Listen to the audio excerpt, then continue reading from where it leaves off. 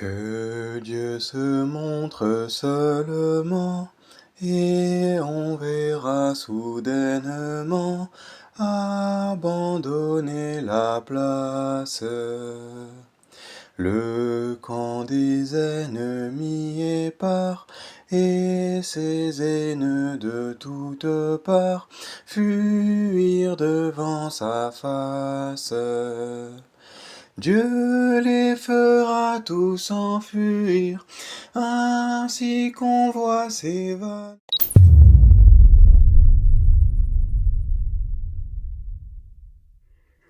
Le 20 octobre 1587, avant la bataille de Coutras, on raconte que l'armée huguenote se mit à chanter. Les soldats catholiques d'en face ne comprirent rien. On dit qu'un officier crut d'abord qu'il demandait grâce, et qu'un vétéran le détrompa. Quand ces gens-là chantent, c'est qu'ils vont mordre. L'anecdote est peut-être fausse, elle a probablement été embellie, mais qu'on ait éprouvé le besoin de la raconter dit déjà l'essentiel. Au XVIe siècle, le psautier n'est pas un livre de cantiques. C'est un livre de reconnaissance, un cri de ralliement, et pour beaucoup, un dernier mot. Ces psaumes, un poète de cour les avait mis en vers français. Clément Marot en versifie 49, plus le cantique de Siméon. Théodore de Bèze achève les 101 qui restent. En 1562, le recueil complet paraît à Genève, avec des mélodies écrites pour lui par 3 chantres. Guillaume Franc, Louis Bourgeois, Pierre d'Avantez. Le succès est immédiat et il est immense. La Sorbonne met l'ouvrage à l'index, ce qui n'empêche rien, on chante ces psaumes dans les rues, dans les ateliers, sur les barricades. Roger Zuber a parlé d'un rôle militant, presque provocateur dans la diffusion de la réforme. Et sur les galères, et sur les bûchers, ce sont ces vers-là que les condamnés emportent. Maintenant, il faut dire une chose désagréable. 100 ans passent. La langue de Marot vieillit. Elle vieillit vite et elle vieillit mal. Le français de François Ier n'est plus celui de Louis XIV. Des mots ont changé de sens, d'autres sont devenus ridicules, certains tours ne se comprennent tout simplement plus. Prenez le psaume 1. Marot écrit que l'homme heureux n'est pas resté au trac des pécheurs. Trac, ici, c'est le chemin, la trace, la piste. Un fidèle de 1670 n'entend plus ça, il entend autre chose, ou il n'entend rien. Et l'on chante encore, toutes les semaines, des vers qu'on ne comprend plus. Alors quand des lettrés proposent de rajeunir le texte, ils n'agissent pas par mépris. Ils partent d'un constat que n'importe quel pasteur aurait fait à leur place. Une assemblée ne peut pas prier ce qu'elle ne comprend pas.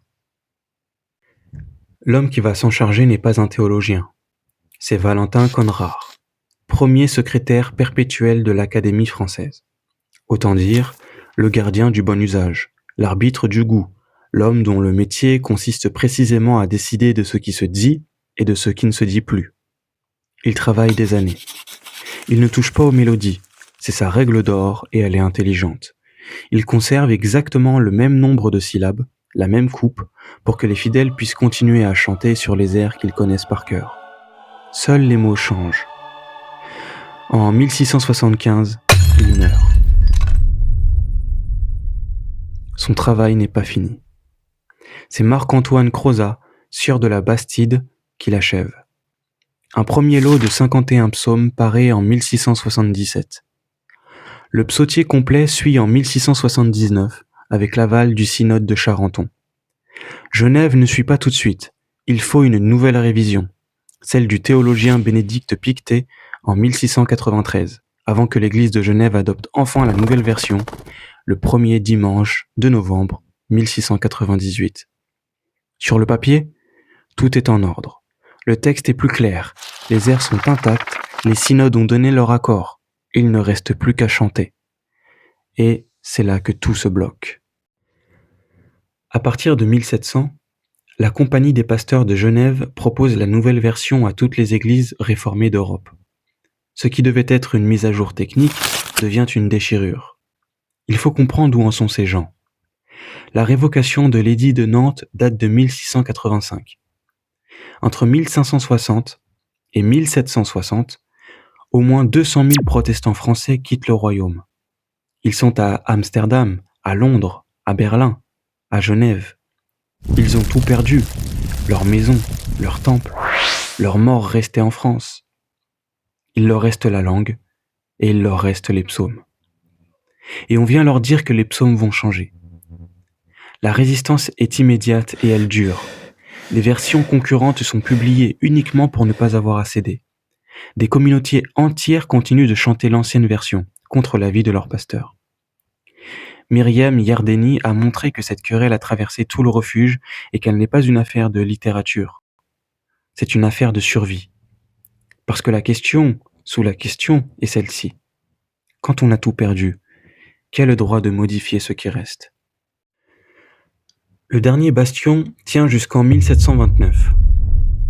Cette année-là, les États généraux des Provinces-Unies autorisent officiellement l'usage de la nouvelle version, largement fondée sur Conrart. Le synode de Bois-le-Duc fixe son introduction solennelle au premier dimanche d'août. 50 ans de résistance. Un dimanche d'août pour conclure. Ce dimanche-là, dans les temples wallons des Pays-Bas, des gens qui savaient leur psautier par cœur depuis l'enfance ont ouvert un livre pour chanter. Au XIXe siècle, l'historien Félix Beauvais dresse le bilan en une phrase. Sous leur forme nouvelle, les psaumes ne retrouvèrent jamais la faveur populaire qui avait été la leur. Reste une question qui me travaille. Pourquoi refuser un texte plus clair ? On peut y répondre par la nostalgie, l'habitude, l'entêtement. C'est un peu court. Il y a une hypothèse plus juste. Les psaumes de Marot avaient été chantés dans un certain état du monde. La clandestinité, la persécution, le risque de mort. Ils avaient une fonction que le texte seul n'explique pas. On ne chante pas de la même manière quand on est traqué et quand on est installé. En 1729, le refuge n'est plus une fuite. C'est une communauté établie, avec ses temples, ses pasteurs, ses imprimeurs, ses notables. La nouvelle version n'a pas remplacé l'ancienne. Elle a pris la place d'un chant qui n'avait plus le même travail à faire. Le psautier n'a pas été trahi, il a survécu à sa propre urgence. J'ai commencé cette chaîne en enregistrant des psaumes. Et pendant des mois, j'ai chanté sans savoir exactement ce que je chantais. La version que j'utilise, c'est celle de 1729. Je l'ai découvert en cherchant autre chose, et j'ai été déçu. J'avais cru tenir le psautier des martyrs, je tenais celui d'après, celui du dimanche d'août. Puis j'ai réfléchi. Ce texte-là aussi a été chanté pendant 2 siècles. Il a nourri des générations entières de protestants francophones, et on le retrouve encore aujourd'hui dans les recueils que beaucoup d'entre nous ont eus entre les mains. Ce n'est pas le psautier héroïque, c'est celui de la durée. Et la durée, dans l'histoire d'une église, ce n'est pas rien. Alors je continue. Mais je sais maintenant ce que je chante. Voici la strophe du début. La même mélodie exactement. Un autre siècle. Que Dieu se montre seulement, et l'on verra dans le moment abandonner la place. Le camp des ennemis épars, épouvanté de toutes parts, fuira devant sa face. On verra tout ce camp s'enfuir, comme l'on voit s'évanouir une épaisse fumée. Comme la cire fond au feu, ainsi des méchants devant Dieu, la force est consumée.